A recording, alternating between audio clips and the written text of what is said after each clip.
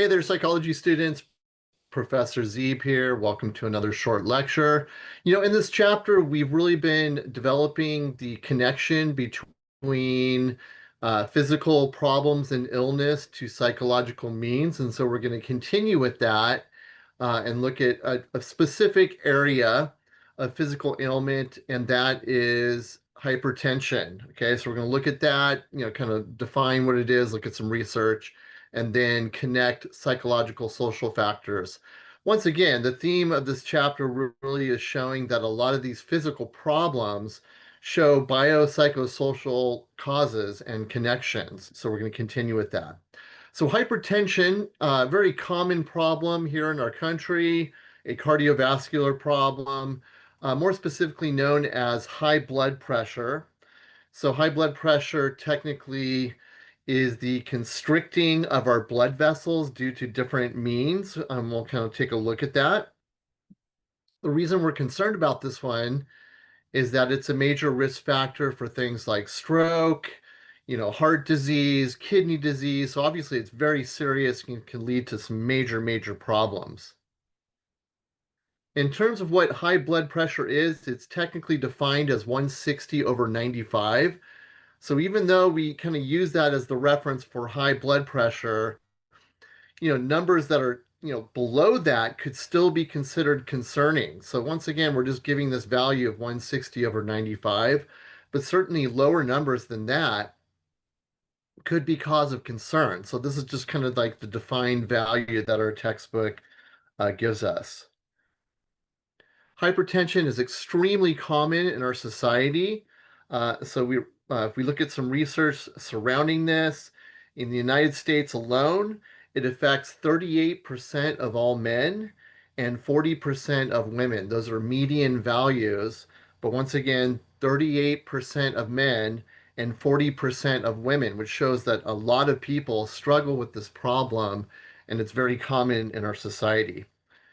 Now, remember, we said that high blood pressure is often connected to various health problems, including stroke.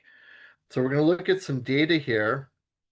And so this graph here is showing the connection between hypertension and stroke mortality rates across the globe.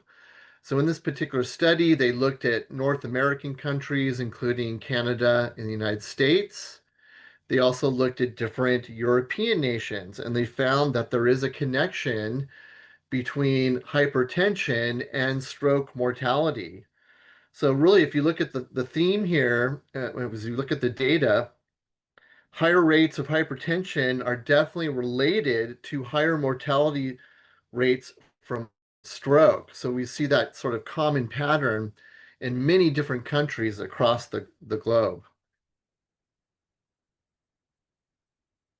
So hypertension is considered to be what we call the silent killer, which is kind of a scary thing because really there's few, if any, symptoms of this. In other words, the person may have high blood pressure and then not even know because there's not these sort of characteristic symptoms that we would expect. So a lot of people don't even know that they have it. So that's why it's so important to get it checked, to get your blood pressure checked. Obviously, when you go to like places like Rite Aid and drugstores, they have those little machines that you can check, or you can even buy one for your home use. But I'm going to really recommend that because most people really don't look at that unless they go to the doctor. So if you have one at home or you're more uh, proactive about it, you can actually determine what your current levels are. So once again, it's referred to the silent killer because there's really no symptoms. They've also found some ethnic differences in terms of who's affected the most by this. So what the research is showing is that African Americans are really susceptible to hypertension, especially.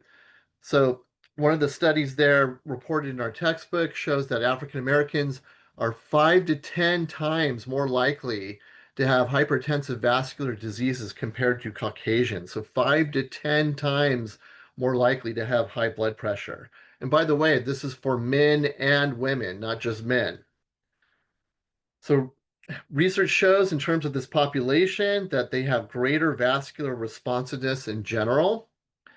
So there is something about the African American group of people that have a higher vascular responsiveness in general to begin with, even if they don't have high blood pressure. So, in other words, if we bring these subjects into the laboratory and they do not currently have high blood pressure and they put them through stress tests, they find that their reactivity is much greater compared to other ethnic populations. So something about that particular group of people seems to be susceptible to high blood pressure. So in other words, what we're saying is that African Americans may just be susceptible to begin with in terms of high blood pressure. Okay, so next we're going to look at some contributors to hypertension. And once again, this continues the theme of this chapter and the class, of course, where a lot of these problems are connected to biopsychosocial contributors. So in other words, it's a contribution of biology, psychology, and sociology. So it is thought that there is some genetic evidence of hypertension. In other words, it may run in families and show a biological connection to it. For example, people with normal blood pressure show higher reactivity if their parents had high blood pressure compared to those with parents with normal blood pressure. Once again, showing a family connection to that. Furthermore, these offspring are 2 times more likely to develop if their parents have it. So once again, if your parents have high blood pressure, you are 2 times more likely to develop yourself, which is showing a familiar type pattern. That being said, however, the genetic variations only account for a small percentage of hypertension risk. So in other words, yes, we have some evidence that it may be genetic in nature, but certainly this does not explain everything in the variation of what we see in people in terms of hypertension. It's certainly connected to autonomic nervous system activity, which once again is going to demonstrate the biopsychology connection here. So when this branch of our nervous system is activated, it causes our blood vessels to constrict and thus create more resistance to blood flow, right? So the reason we're saying it's connected here to psychology is that things like stress, anxiety, for example, can activate this system, or any type of emotional response in general activates an autonomic nervous system reaction. And obviously it depends on the emotion, but what we're saying is that if you're, consistently exposed to stress, or you experience anxiety chronically, this may be causing a sort of drain on your blood vessels because the system is being activated in that situation. We also know it's related to kidney functioning. So kidneys, if you don't know, are often related to sodium and water regulation.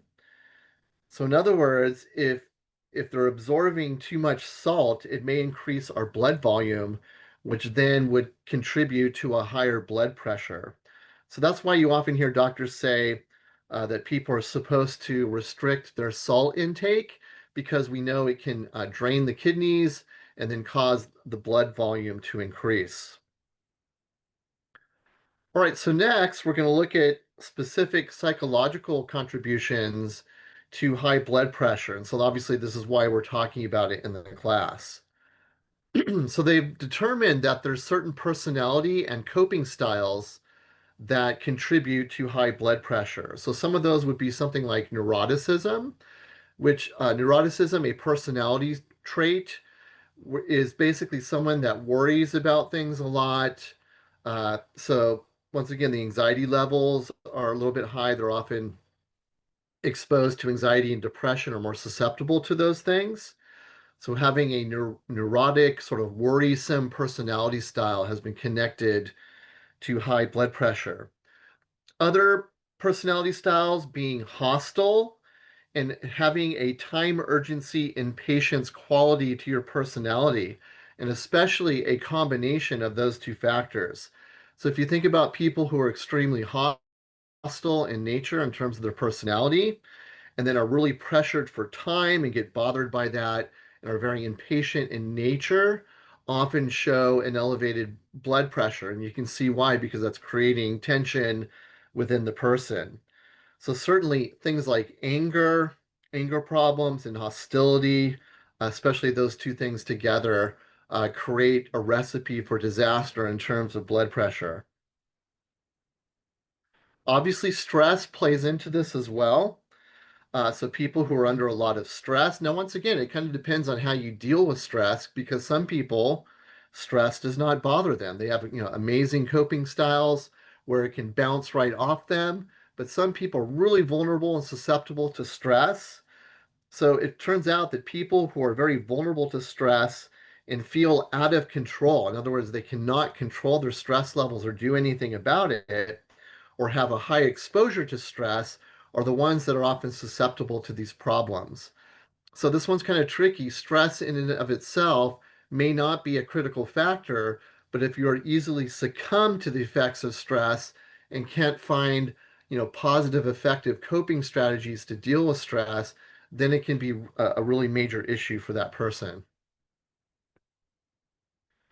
All right, and then finally, social support seems to be connected to high blood pressure. So people who are lonely and depressed, we know that that often creates problems with hypertension.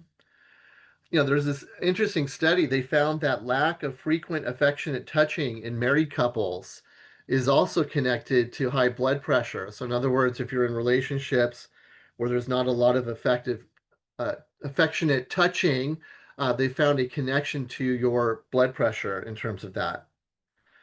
Furthermore, not being able to express your anger constructively. So sometimes you're surrounded by a social group where you cannot constructively express your anger.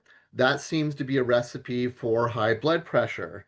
In other words, people who cannot control their anger and not allowed to express their anger constructively can be associated with high blood pressure. So people who are able to do that, people who are able to control their anger and express their anger constructively often have lower blood pressure in general. So as you can see, there's a lot of moving parts with this one. We see, contributions from biology, but also psychology and sociology, as we see with a lot of the different problems we talk about in this course. All right, so that will sort of end our short lecture on hypertension. Please continue to the next step in the class.